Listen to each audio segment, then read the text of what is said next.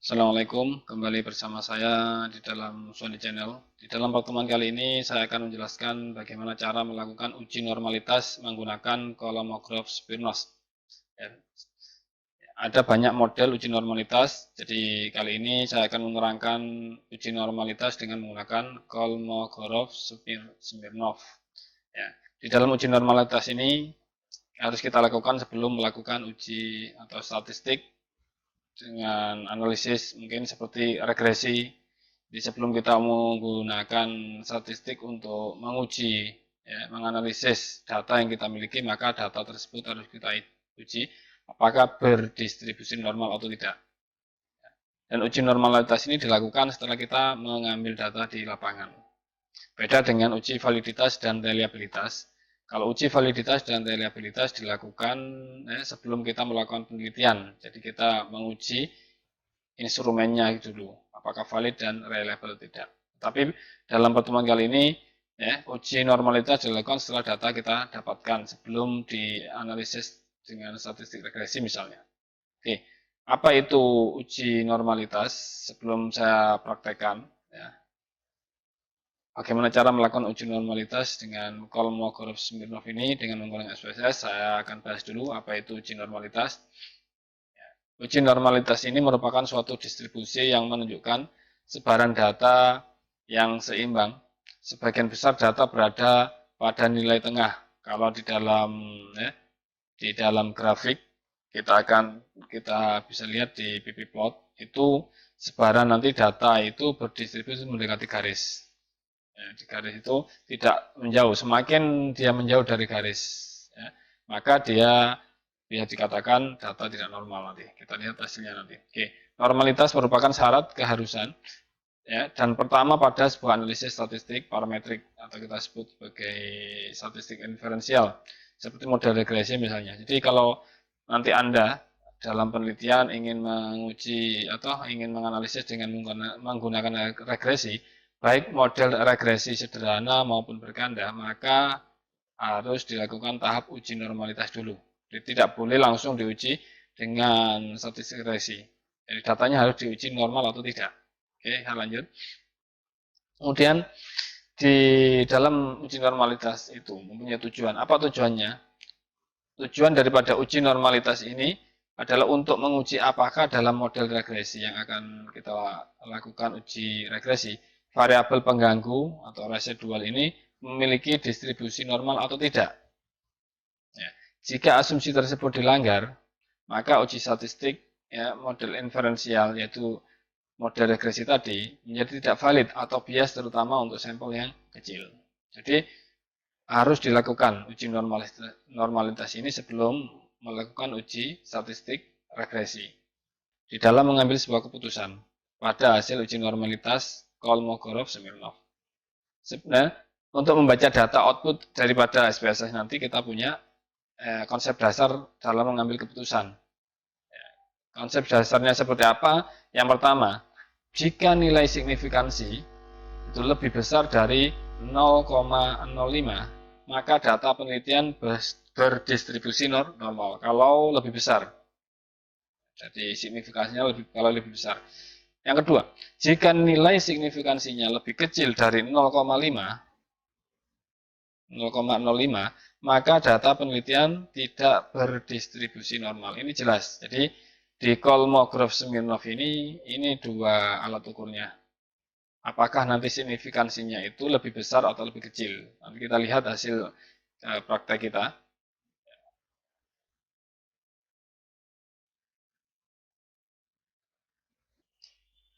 Oke, kita akan praktekkan di dalam SPSS bagaimana cara melakukan uji normalitas terhadap data sebuah penelitian.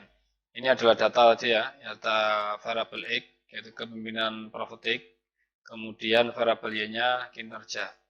Jadi data yang akan kita uji dengan menggunakan uji normalitas, ya, Kolmogorov-Smirnov, Smirnov ini adalah data dengan menggunakan yang skor totalnya, ya, bukan data per item di bawah ini, tapi data menggunakan skor total. Ini adalah skor total. Ya, responden atau N-nya adalah 30. Kemudian variabel X yaitu kepemimpinan profetik, kemudian variabel Y-nya kinerja. Ini ada skor totalnya. Di sini data ada ya, 30 responden. Kita copy data dari Excel ini. Ya, nomor 1, responden nomor 1 sampai nomor 30. Kita copy, ya, klik kanan, copy. Kemudian kita buka program SD. Bagaimana cara paste data yang telah copy tadi? Kontrol ya, klik kanan pada mouse Anda, di klik kanan ada data view ya, data view ini di kanan kemudian klik paste. Ya, di klik paste ini ya.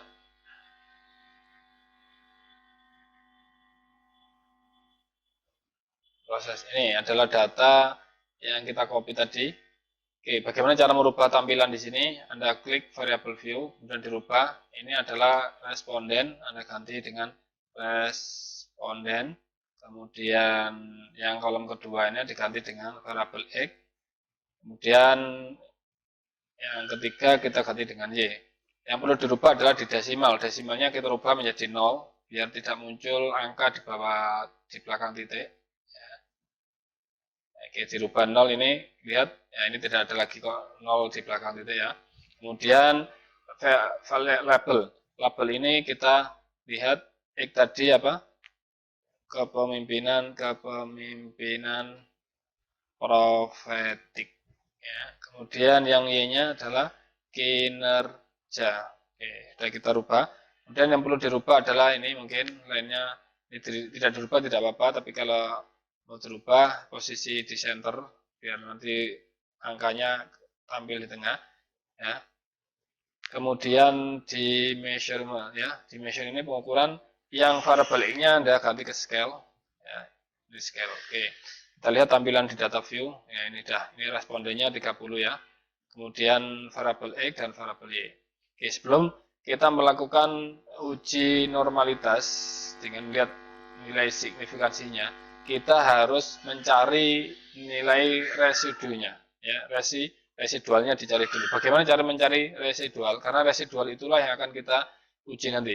Oke, Anda masuk ya, kita cari nilai residual dari ini, variabel X dan Y. Kita masuk antara ya, menu analyze, kemudian regresi ya, di regression. Kemudian Anda cari dari regression ini linear ya, ini. Analyze, regression dan linear Anda klik. Oke, di sini muncul ya. Di sini Anda muncul ya. Kemudian di sini Anda masukkan ya. Anda masukkan di variable independent. Independennya adalah kepemimpinan profetik. Anda masukkan ke blok independence. Kemudian di dependennya adalah kinerja. Dimasukkan kinerja. Kemudian yang perlu dirubah adalah Anda lihat menu save. Di sini ya, menu save Anda klik. Di menu save ini pastikan di menu residual ini tercentang tanda ini yang unstandardized ya, ini dicentang, yang lain tidak ya. Ini supaya dicentang unstandardized. Kalau sudah continue ya, setelah itu Anda klik OK.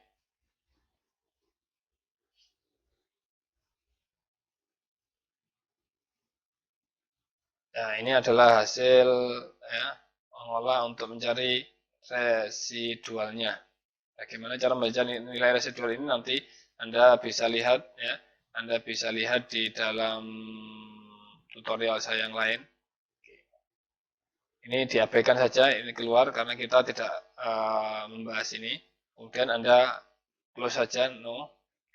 Oke, ini sudah muncul ya residualnya di sini. Ini yang kita butuhkan. Jadi tadi proses mencari residual ini. Ini adalah nilai residual dari responden nomor 1 sampai 30.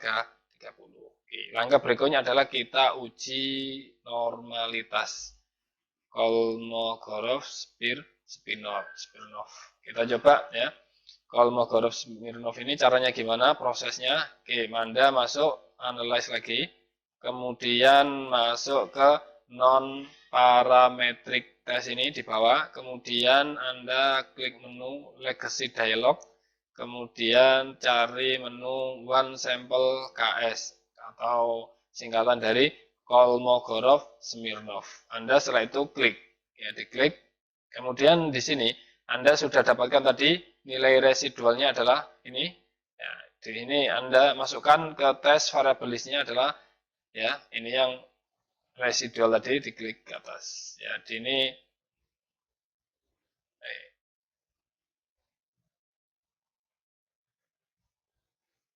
ini ya nilai residualnya tadi dimasukkan, ini sudah masuk ke tes variable list-nya. Oke, setelah itu Anda klik, ya, setelah Anda masukkan ke tes variable list ini, pastikan di menu tes distribution-nya ini tercentang ya, no normal, karena kita nguji normalitas. Setelah itu klik OK. Kita dapatkan ini hasilnya, ya, ini adalah hasil uji normalitas dengan menggunakan one sample Kolmogorov-Smirnov. Oke, bagaimana cara membaca data ini? Apakah data kita berdistribusi normal atau tidak? Ya, apakah data kita berdistribusi normal atau tidak? Kita copy ini ya, klik kanan copy. Ya, pastikan kita copy, kita kembali ke penjelasan tadi ya. Kita kemudian dari sini kita buka ya, kita copy data ini. Oke, sebelum data kita copy ya, dari hasil output SPSS tadi, kita akan lihat kembali konsep dasar dalam mengambil keputusan apakah data ini yang kita uji ini normal atau tidak ya. Ini perlu diingat tadi ya, jika nanti nilai signifikan tadi itu dari output SPSS tadi itu lebih besar ya, kalau signifikansinya lebih besar dari 0,05 maka data penelitian berdistribusi normal. Tetapi sebaliknya jika nilai signifikansinya itu lebih kecil dari 0,05 maka data penelitian tidak berdistribusi normal. Nah, berapa tadi yang kita hasilkan dari output? Kita lanjutkan, kita copy data itu ya ke sini. Dari data yang kita hasilkan dari output tadi kita copy ke sini.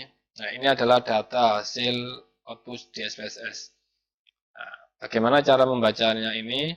Kalau kita bandingkan dengan konsep dasar dalam mengambil keputusan, ya, kita lihat mana yang kita lihat nilai signifikansinya. Oke. Kita lihat di dalam box merah ini. Di dalam box merah ini adalah asumsi signifikansinya ini. Ya, di dalam uji one sample Kolmogorov-Smirnov ini adalah nilai signifikansinya. Berapa nilainya? 0,556. Nah, apakah 0,556 ini masuk dalam kategori yang mana? Kalau kita bandingkan dengan konsep dasar pengambilan keputusan, kita lanjutkan. Ini cara membacanya. Berdasarkan hasil uji normalitas Kolmogorov-Smirnov, diketahui nilai signifikansi sebesar 0,556. Ini hasilnya dari ini. Oleh karena itu, nilai signifikansi tersebut lebih besar dari 0,005. Ya, jadi lebih besar. Artinya 0,556 itu lebih besar dari 0,05. Apa keputusannya? Maka diambil kesimpulan bahwa nilai residual berdistribusi normal. Jadi data penelitian ini berdistribusi normal. Ini adalah proses ya, uji normalitas data yang kita dapatkan dari hasil penelitian. Ya, jadi sebelum Anda melakukan uji regresi, baik regresi linear maupun berganda, harus diuji dulu datanya normal atau tidak. Pertanyaannya yang sering muncul adalah, bagaimana jika data itu tidak berdistribusi normal? Jadi kalau datanya tidak berdistribusi normal seperti apa, silakan nanti ikuti video saya yang lain. Anda bisa lihat di video saya yang lain cara ya, mengatasi masalah jika data tidak berdistribusi normal. Caranya seperti apa? Anda bisa lihat di video tutorial saya yang lain. Oke, demikian uji normalitas dengan menggunakan Kolmogorov-Smirnov. Jika video ini ada manfaatnya bagi Anda, ya, jangan lupa like, share, dan subscribe. Terima kasih, bertemu kembali di video saya yang lain. Saya akhiri, wassalamualaikum warahmatullahi wabarakatuh.